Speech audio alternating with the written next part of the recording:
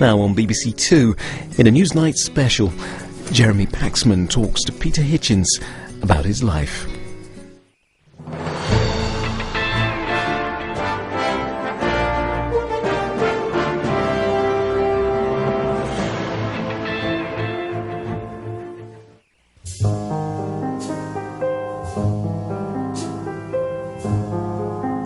He's been at it the best part of 40 years. However tough the hide, if he wants to, he'll sting it. Such as telling President Kennedy's spokesman that his boss was a murderer. Even to kill his allies, like the Diem family in Vietnam, the right-wing He had nothing to do with that. Oh, come on, There's no proof of that, whatever. You were paid to say that at the time. You I'm not paid to say that. We had a liar put that. You don't have to say we had a that liar now. make statements Give it a rest. who was involved in Watergate. Now 61 and living in Washington, cancer came calling this summer.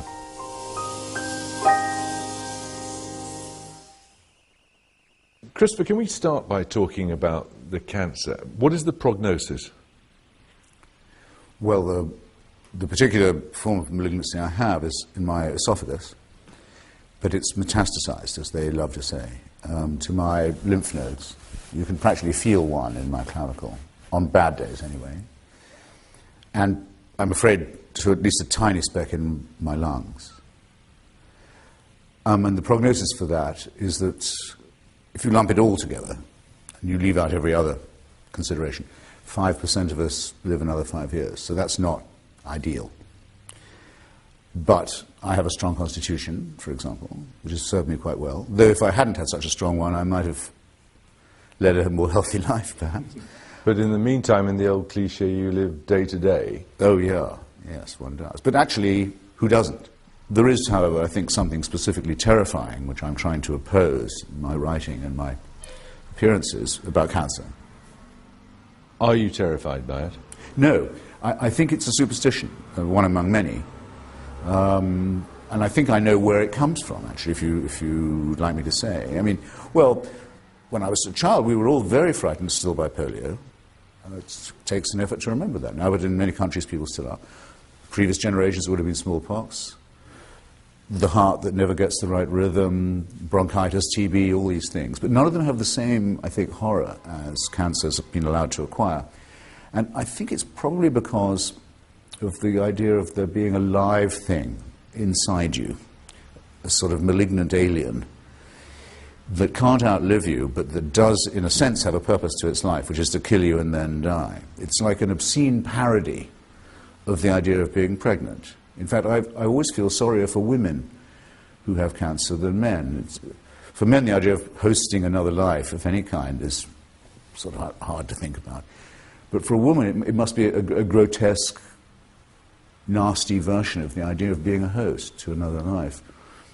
I have a feeling this is why people propitiate it with bogus cures, terrible rumors, scare stories, and so on. And I've set my face to trying to demonstrate that it's a malady like any other, and it will yield to reason and science, and that's what I'm trying to spend my time vindicating.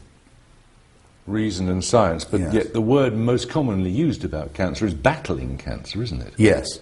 And I, again, think that's a version of the pathetic fallacy. It's giving a real existence to something that's, in a sense, inanimate, real sense inanimate. It has a sort of life, but not a real. I rather think it's battling me, I have to say. It's much more what it feels like. I mean, I have to sit passively every few weeks and have a huge dose of kill or cure venom put straight into my veins, and then follow that up with other poisons too. Doesn't feel like fighting at all. Possibly resisting, I suppose, but no. You feel as if you're drowning in passivity and being assaulted by something that has a horrible persistence that's working on you while you're asleep. Does it make you angry?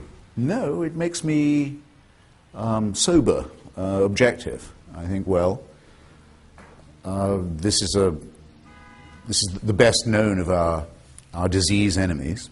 I'm one of its many, many, many victims. I'm probably one of the luckier ones in point of being able to have treatment and care. I'd like to prove to other people that it's not the end of everything to be diagnosed with it.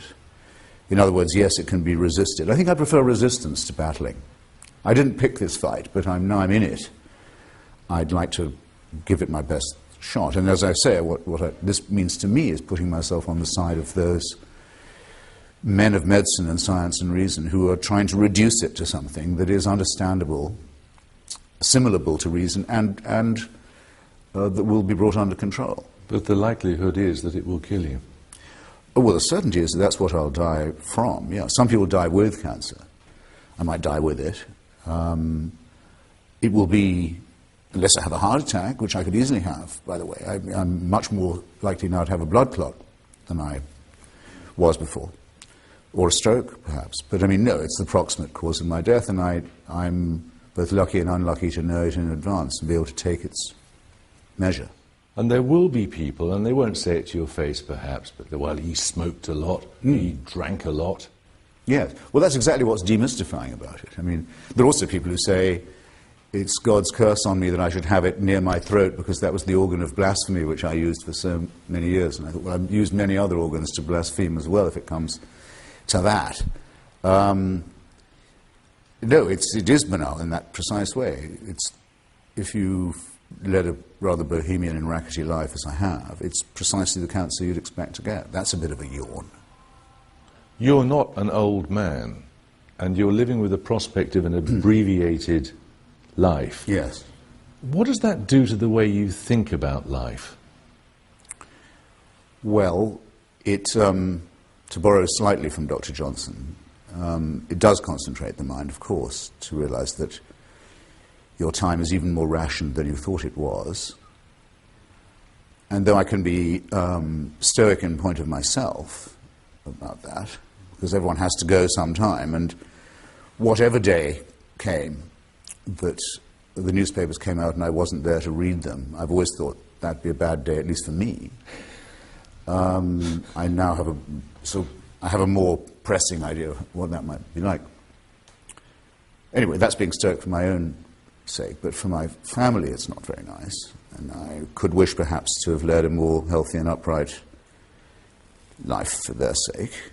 And that's a very melancholy reflection, of course. And then there are things I would like to live to see. I've mentioned some of them in an article I wrote on the subject. I'd like to see the World Trade Center reopened.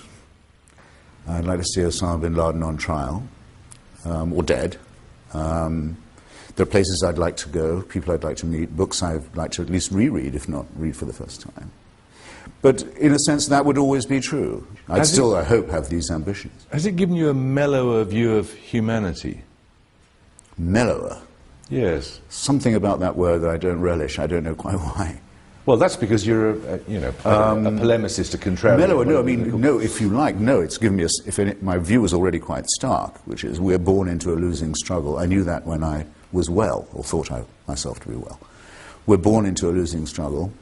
We're enjoined by the faithful to consider ourselves to be born sick, and yet commanded to be well.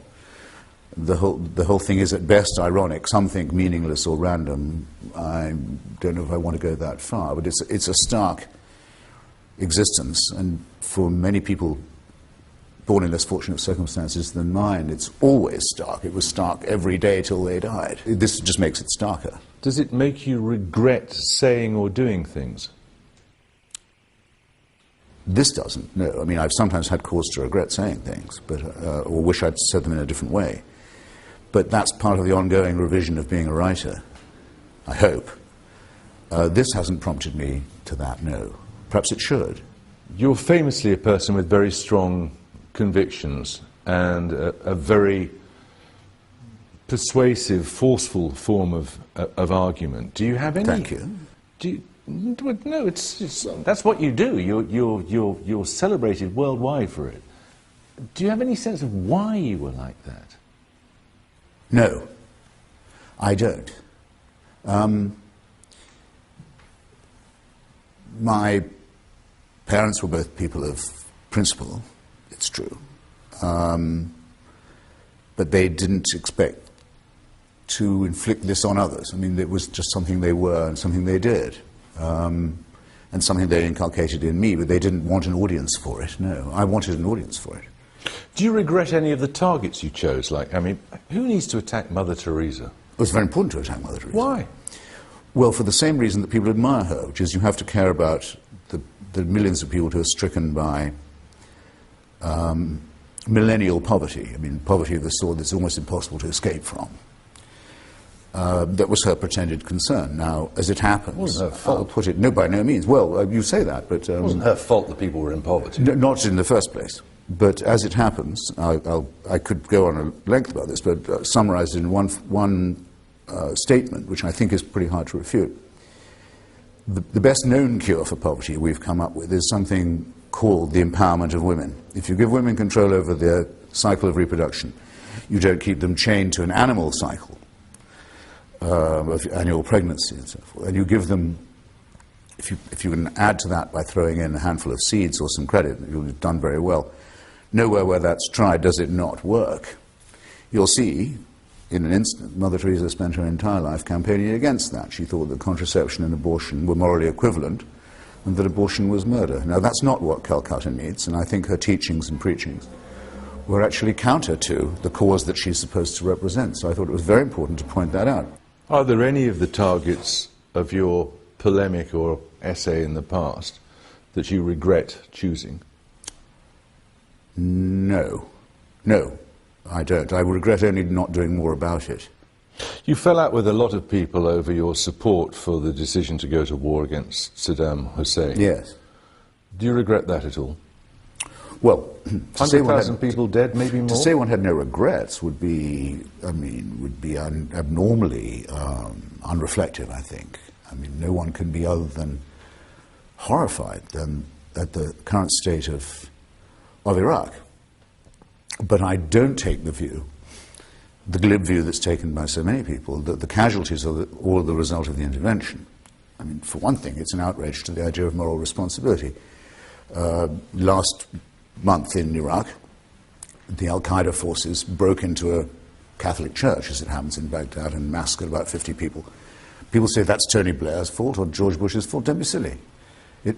How dare you absolve the actual murderers of what they've done? You say, well, they wouldn't be there if we weren't there. Are you so sure?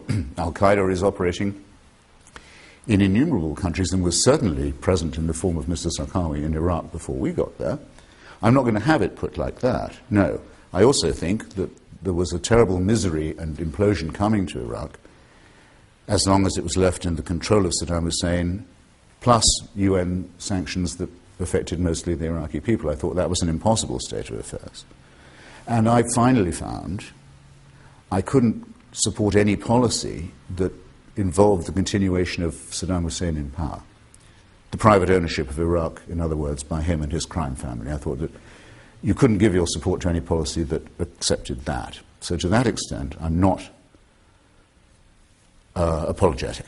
But it did a lot of damage to the United States. And waterboarding, for example, which George Bush only a couple of weeks ago defended as not being torture, yes, and as a legitimate means to... Well, I'm one of the few people you're likely to meet who's been waterboarded, and I read with... Everyone applauds you for your guts. I read with alarm and disgust the former president's... what did he say? Damn right or damn straight? Some awful... I mean, trying to live up, it seemed to me, to the worst interpretation of himself as a Texan big mouth. I don't sacrifice any of my internationalist or humanitarian or democratic principles in saying that these principles are, however, incompatible with the existence of regimes like that of Saddam Hussein, Slobodan Milosevic, Charles Taylor in Liberia, and others who, I think Tony Blair deserves credit for helping to get rid of. Whatever else may be said, that must be part of the account. You didn't ask me, you only said, did I regret the targets I did pick? There are some I regret not picking. I was much too soft on Mugabe.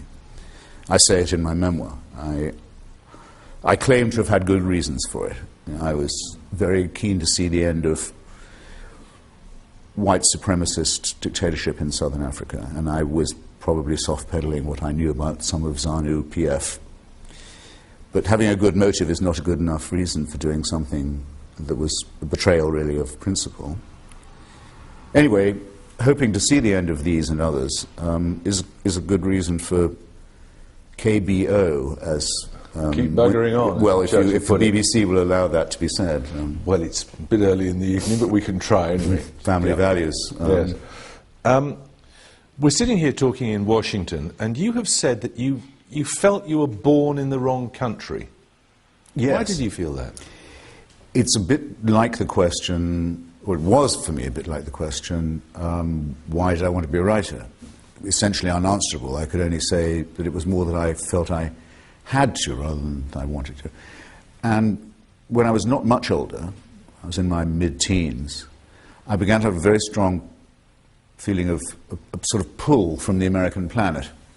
It's the best way I can think of phrasing it. Didn't know why. None of my family had ever been. Didn't know much about it, but a very strong gravitational pull, which eventually I succumbed to. And now, because, as you know, Kierkegaard says life has to be lived forward and then reviewed backwards.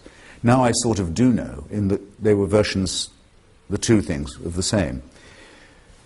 In order for me to become an independent, self-starting writer, I had to move to the United States, had to leave England. Why, you may ask, I don't know, but it could have something to do with the relative openness of the United States. You didn't have to keep on sort of passing so many approval tests, as you did seem to in London. You're a polemicist. Yes. And you look at our country now with its coalition government, yes, muddling along, yes, as it's muddled along for many long years. And how do you feel? I mean, could you exist there? In Britain I have half of my life still to look back on. I was about 30 when I left. A lot of that was formative. It's where I learned to love literature, and a look at my bookshelves would show what I like still. Anglo-American is what I am. I think it's quite a nice synthesis. What do I think about the Cameron-Clegg coalition? It doesn't make me think all that much, I have to say. That speaks volumes in itself, doesn't it? Might, yes. Also, I suppose, for historical reasons, I joined the Labour Party as soon as I was eligible to do so. I watch more the future and character of the Labour Party. I still feel involved in that. Do you still consider yourself a leftist? Yes. Really? Yeah, I do. Because, as you know, many of your critics will say what's happened to you is that, you know, as your waistband expanded, your politics moved further to the right. Well, they should see my waistband now. I've just lost 30 pounds. Not in the nicest possible way. But the accusation against of course, you is... Well, it's such a well-known script that it is indeed deserving of the name cliché, and I pin that accusation on my accusers. That's what they're resorting to. So do any of these labels apply to you, leftist or whatever? I mean, you're more of an iconoclast, aren't you? Well, there isn't a global international working class movement anymore. There used to be. Some of us miss it like a missing limb, but it's gone. Is it likely to be replaced? I don't think so. Is there a socialist theory of an alternative world economy that, just in theory, could stand up against the idea of a market system, however defined? Not conspicuously, no. In fact, the anti-globalizing movement seems to me to be nostalgic for a pre-industrial society in many ways, thus to be rather conservative. From this you could probably tell that I still think like a Marxist, which I do. Yes. You believe in the dialectic? Yes, and in the materialist conception of history. Yeah, I do that. The end of the Cold War really buggered everything up, didn't it? Yes, it did, but it was a huge release of human energy. Huge release of human energy and emancipation. It was a great day, November 9th, 1989. I have on my, just behind me, you can see it, a chunk of the Berlin Wall on my mantelpiece. And I was in Romania to see the end of the Ceausescu regime, the worst of them all. And it materializes my view that human nature is actually incompatible with dictatorship and slavery. Conflict is intrinsic to human history. Yes. And there will be some further conflict. Many people say it has already begun, and it's the conflict between the West and sort of Islamofascism. Do you think that is a conflict which can be lost by the West? Well, first on conflict, you're completely right. It's unavoidable, and I'm glad of that because I think it's desirable. especially in the United States, there's a huge privilege given to the word unity or unification, partly because it's a very various and multifarious society. There's a big need for good manners. But if you say, I'm a unifier, not a divider, you expect and you usually get applause. I'm a divider. I think only division can cause progress. People say, the politics of division. Politics is division by definition. If there was no disagreement, if there was no fight, there'd be no politics. So the illusion of unity isn't worth having. And anyway, it's unattainable. What I do think of as the greatest crisis, greatest conflict at present is, it's a version of the old conflict, which is between totalitarianism and free thought, which is, in other words, between theocracy and the Enlightenment. And the form in which this is currently being played out, you could define as the West versus Islam, but it's not quite so. Within many Islamic countries, there are people who have a greater respect for pluralism than there are people in Britain who would like to censor me for criticizing Islam, for example. But roughly you described the outlines correctly. Yes, I refuse to be told what to think or how, let alone what to say or write by anybody, but most certainly not by people who claim the authority of fabricated works of primeval myth and fiction and want me to believe that these are divine. That I won't have. That's the original repudiation. The first rebellion against mental slavery comes from saying, this is man-made, it's not divine. And to be clear about what you're talking about here, you're talking about the Bible and the Quran. Yeah, well, and the Torah, yes. Yeah. All of these are works of fiction. All of these are depraved works of man-made fiction, yeah. And in what way does saying that you find the Quran laughable in places, in what way does that help the spread of reason? Oh, well, I think mockery of religion is one of the most essential things, because to demystify supposedly holy texts that are dictated by God and show that they are man-made, what you have to show their internal inconsistencies and absurdities. And one of the beginnings of human emancipation is the ability to laugh at authority. It's an indispensable thing. People can call it blasphemy if they like, but if they call it that, they have to assume that there's something to be blasphemed, some divine word. Well, I don't accept the premise. A lot of people in your position might take Pascal's wager. They might say, I don't know whether I'm right or wrong. Yes. But if I accept the possibility of there being a purpose and a God, I can't lose either way, because if there isn't, I've lost nothing, and if there is, I gain. Yes. Why haven't you done that? Well, I thought about Pascal's wager and wrote about it in my book long before I became possibly mortally sick. And what I said about it was this. Shall we just quickly state what it says? I mean, yes, please. Well, Pascal was a great mathematician and one of the founders of probability theory, actually. I think it's his lowest point, is what's called his wager, or sometimes his gambit, where he says, rather like a huckster, what have you got to lose? You win everything if you bet on God, and you've everything to lose if you're wrong. Well, what does this involve, if it's correct? It involves a very cynical God, and a rather stupid one, who will say, I noticed you make a profession of faith just there, and I also, because I'm God, I know why you did, because it was in the hope of winning favor with me. Well, that's fine. You'll therefore get it. That seems to me a rather contemptible thing, and necessarily, therefore, to entail a rather contemptible human being who says, I don't really believe this, I have no faith, but what can I lose by pretending to God that I do? I might get a break. I mean, this is pretty low, isn't it? If I'm surprised to find, when I pass on from this vale of tears, that I'm facing a tribunal, which you notice, by the way, you're not allowed to bring a lawyer. There's no jury. There's no appeal. I mean, this is altogether unattractive. Why people want it to be believed their God is this way, I don't know. But suppose that I'm there. It may be a one-person tribunal, depending on your view of the Trinity.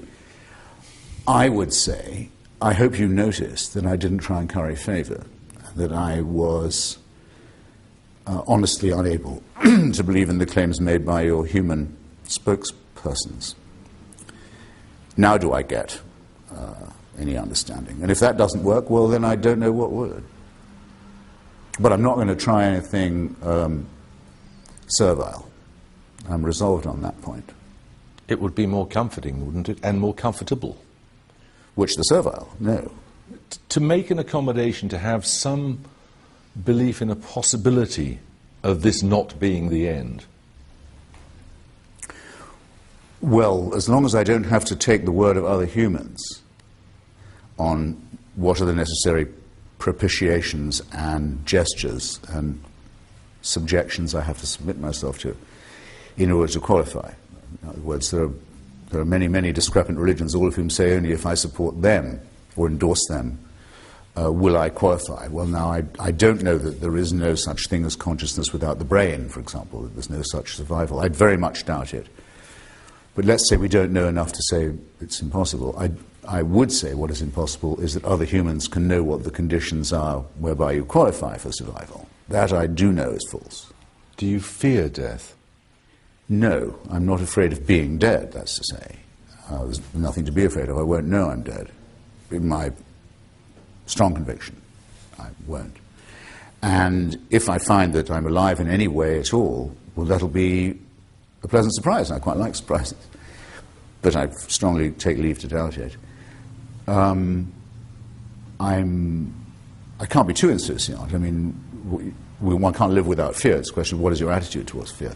I'm afraid of a sordid death. I'm afraid that I would die in an ugly or squalid way. I mean, cancer can be very pitiless in that respect. That's a fear of dying, it's not a fear of death, though. Quite.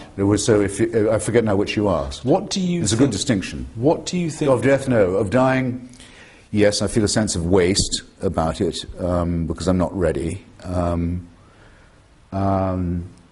I feel a sense of betrayal to my family, and I'd like to think even to some of my friends who would miss me. Undone things, unattained objectives, but as I said before, I hope I'd always have that if I was 100 when I was checking out. But no, I think my main fear is of being incapacitated or imbecilic at the end. That, of course, is not something to be afraid of, it's something to be terrified of. Bertrand Russell said, I believe that when I die, my body will rot, full stop. Well, who doesn't? I mean, it will. That's it. Well, that's...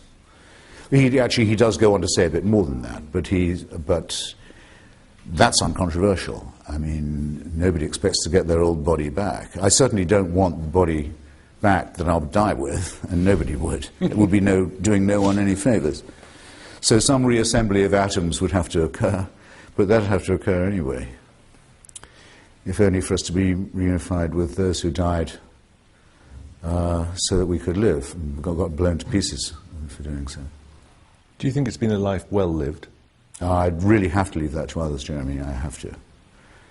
I'm encouraged, I'll say this much, I've been encouraged in the last few months by some extraordinarily generous letters, including, these are the ones I take most to heart, from people I've never met or don't know.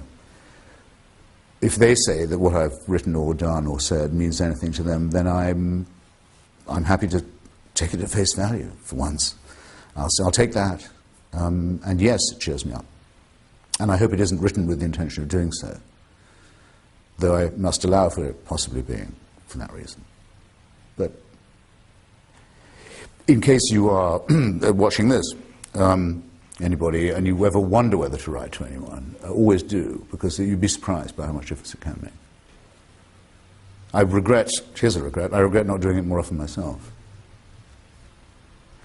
Thank you very much. My pleasure.